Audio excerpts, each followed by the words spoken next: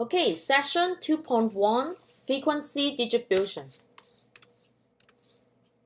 We have a data set of full IQ score, and we want to use a frequency distribution to organize and summarize the data. A frequency distribution is the table that presents the frequency for each category. So this is the frequency distribution, and we can see there are 5 cars of the IQ score. The first class is the IQ score from 50 to 69, and the frequency is 2, meaning that there are 2 people have the IQ score from 50 to 69. And here the frequency is 33, so there are 33 data that is falling into this IQ score from 70 to 89. Okay, now if we add up the frequency here, the total is 78, meaning that we do have a 78 data.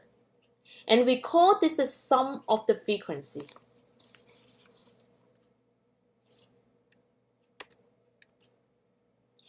Now we need to learn some standard terms in constructing frequency distributions and graph. The first one is the lower class limit. Lower class limits are the smallest number that can belong to the different class. So what are the lower class limit of the table? Look at the first class. What is the smallest number? The smallest number is 50. How about the second class? The smallest number is 70. And third class is going to be 90. So the lower class limit of the table, that will be 50, 70, 90, 110, and 130. It's going to be here.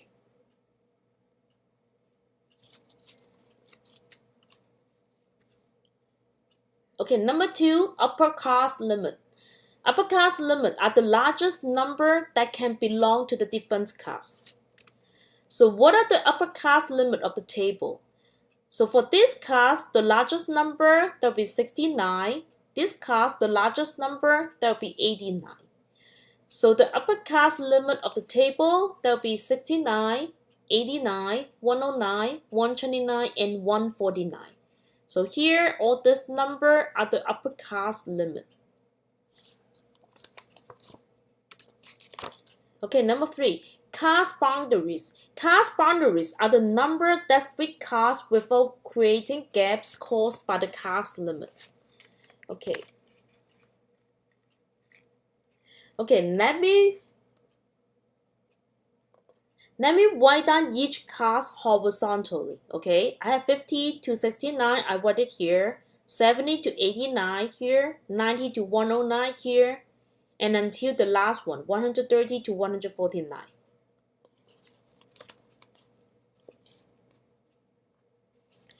And then you could see that there are gaps in each class. From 69 to 70, there's a gap. 89 to 90, there's a gap, and there's a gap here.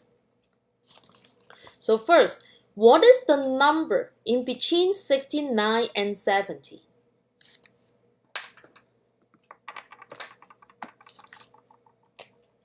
Okay, we need to find out this number here. We could do 69 plus 70 divided by 2,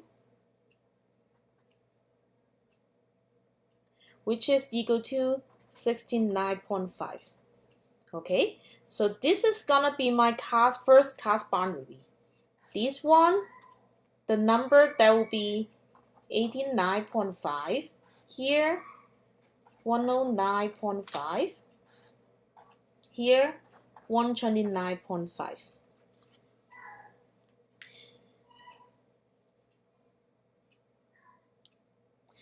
Okay, we are not done yet. We also have the lower class boundary, which is start from here, the beginning here. This one is going to be 49.5. And then we have the highest class boundary. It's going to be here. That'll be 149.5. Okay, so we have the class boundaries. That is a 49.5, 69.5, 89, 109, 129, and 149.5. Okay, and then another one, the cast midpoints. Cast midpoints are the value in the middle of the cast, okay, in the middle of the cast. So for each cast, this is the first cast, we need to find out the number in the middle here. So we could add up these two numbers, 50 plus 69 divided by 2. So which is 59.5. And here, the midpoint, that will be 79.5. Here, 99.5. Here, 119.5. And 139.5. Okay, so this is gonna be the midpoint.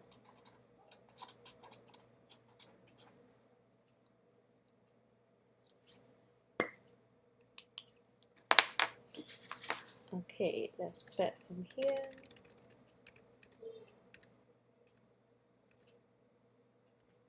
Okay, so that's the midpoint here. Okay, last one, the cast width.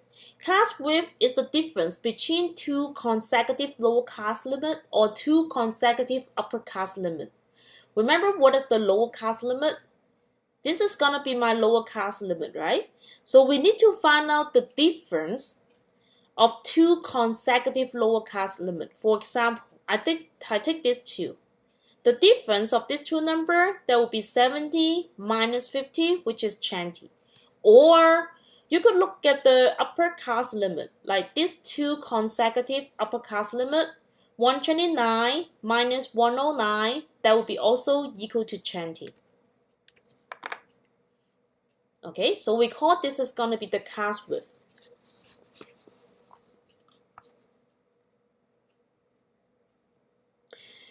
Okay, this example, I give you the frequency distribution, and you find out these 5 guys, right? How about if I only give you the data set? And can you construct the frequency distribution just like this one? So here are the steps for constructing the frequency distribution. Okay. Let me look at this here.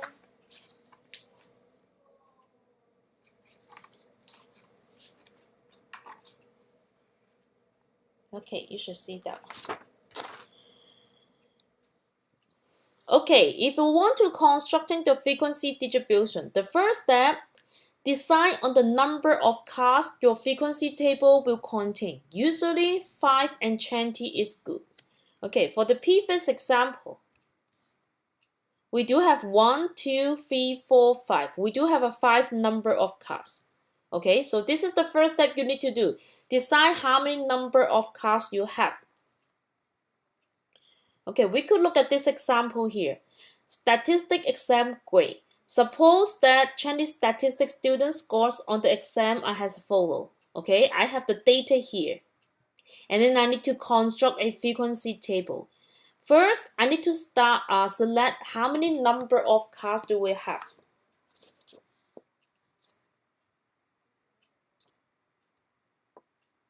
So look at the exam score here.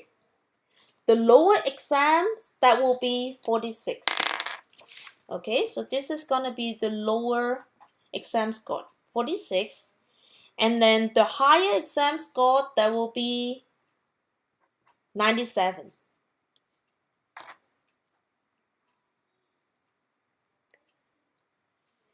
And then we know that normally the exam score is going to be from 0 to 100, right? But right now, the lowest exam is going to be 46. So we can just start from 46 to something. So we could have something like 46 to something, and the next one would be 50 something, 60, 70, 80, and then 90 something here, right? So we're going to count 1, 2, 3, 4, 5, 6. We can select 6 number of casts here. Actually, you don't have to choose 6 number of cards. You can choose whatever you like because everyone can have a different frequency distribution. Okay, so I just select 6 number of cards here. And then second, determine the cards width by dividing the range by the number of cards, and then write the result to a convenient numbers. Okay, so I need to calculate the cards width. The cards width that would be equal to the range over the number of cards. Okay, I could calculate the range using the highest number minus the smallest number divided by the number of cards, and then we select 6 as my number of cards. Okay, so let me put it here. 97 minus 46 divided by 6. You can find the number is equal to 8.5. Okay, we don't want to use a decimal. We try to round it up to a convenient number.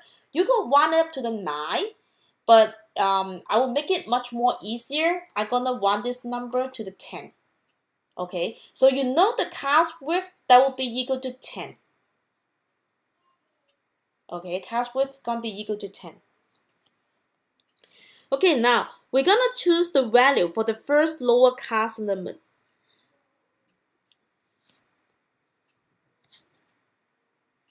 And then we know that the minimum number is 46, okay, which is not a convenient starting point. So I'm gonna use 40 as the first lower card limit. Okay, so now I have the first lower card limit starting from 40. And then I already know my card's width is gonna be 10, right? So I add 10 from here. That will be 50, 60, 70, 80, and 90. Okay, so how about the upper card limit? What is from 40 to what? Would you put like 50? No, right? Because I have to have a 50 here. And remember, we need to we have to have a gap in here. So I would just say from 40 to 49, 50 to 59, 60 to 69, 70 to 79, 80 to 89, and 90 to 99.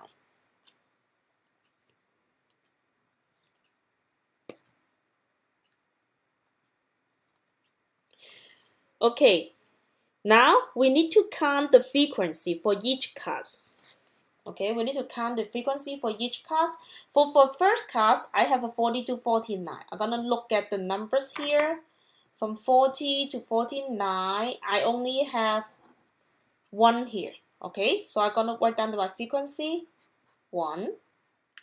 From 50 to 59, I will have 55 here.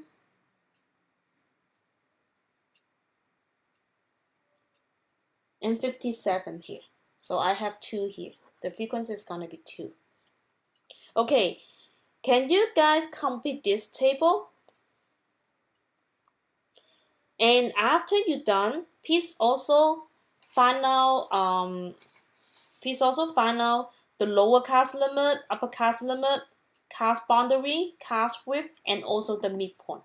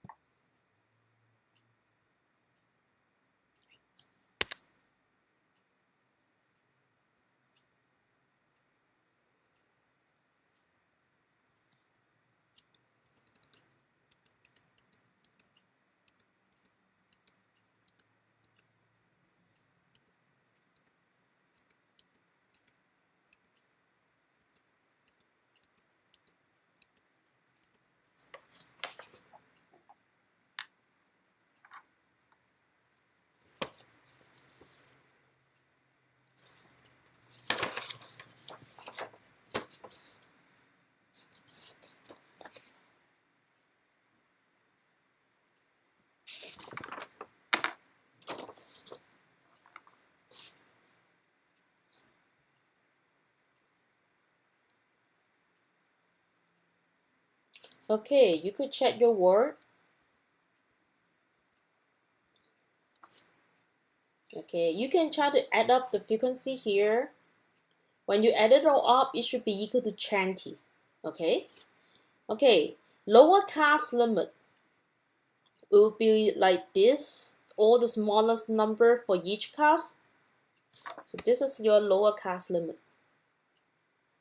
Upper cast limit, that will be the number, the largest number on each cast here. Okay, cast boundaries. Make sure you have the first one, the 39.5 here, and also the last one, 99.5 here. And then cast width, you could just subtract it, 15 minus 40, or you could do 59 minus 49. That will be equal to 10. Midpoint, for each cast, add up these two numbers, divided by 2.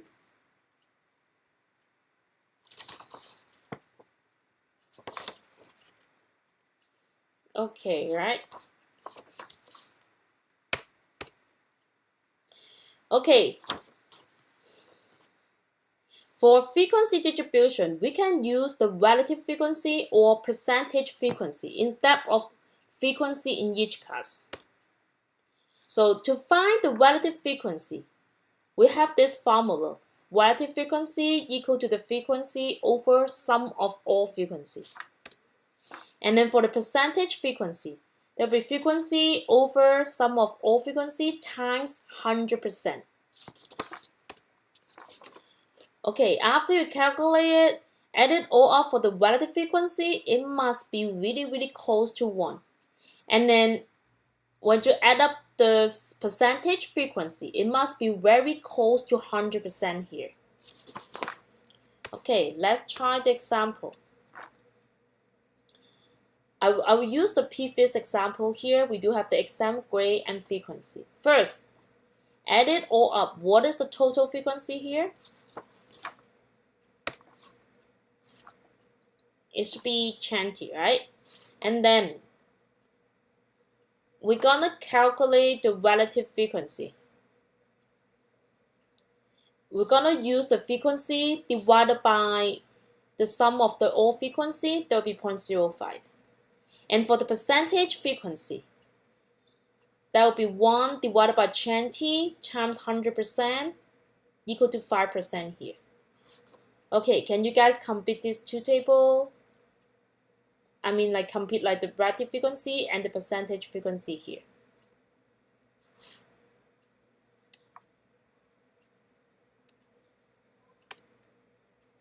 Okay, check your work. Okay, and then remember when you add it all up for the relative frequency, what's going to be equal to? It must be very close to 1. And this one, the percentage frequency, when you add it all up, that will be close to 100%. Okay, then we're going to look at the cumulative frequency distribution. It's the sum of the frequency of that cast and all previous casts. Okay, like the first one, we're gonna copy the frequency here. I do have a 1, so I have a 1 here. And then we're gonna add the second one, we're gonna add up the previous cast. So I have a 2 plus 1 here, which is 3. And the next one, the 3 plus the 3 here, that will be equal to 6. The next one, the 4 plus the 6 here, that will be equal to 10. And then 6 plus 10 here, that will be 16. 4 plus 16, that will be equal to 20. Okay, you could double check your work. The last one, it should be equal to the sum of all frequency. Here's 20. This guy's gonna be 20 also.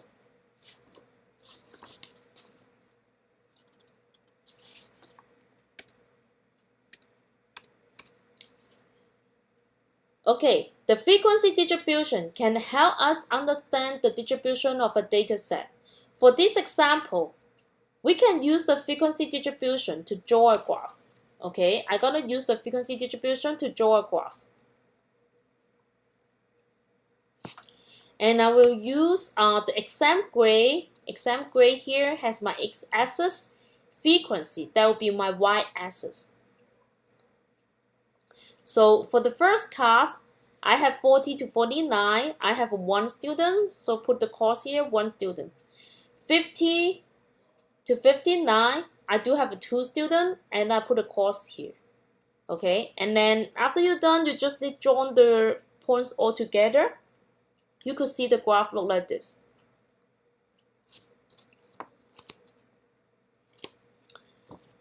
In statistics, we are often interested in determining whether the data have a normal distribution. And what's a normal distribution? Normal distribution means the frequency start low, just select the frequency here. We start low, reach a maximum, and then become low again. And then roughly is the metric about the maximum frequency. So this is not the normal distribution because we do start low, reach a maximum, and then we become low again. But they're not roughly symmetric. We stop it here. If we keep continue to go back to low again, then this is a normal distribution. Okay, just like this. Frequency start low, reach a maximum, and then become low again. And a roughly symmetric about the maximum frequency. And we also call the normal distribution has the bell shape. It just looks like a bell here. And we also interest whether the data is uniform distribution. Okay, uniform distribution is about a straight line. So you can see this is about a straight line here. That means the frequency is about the same here. Okay, that's it.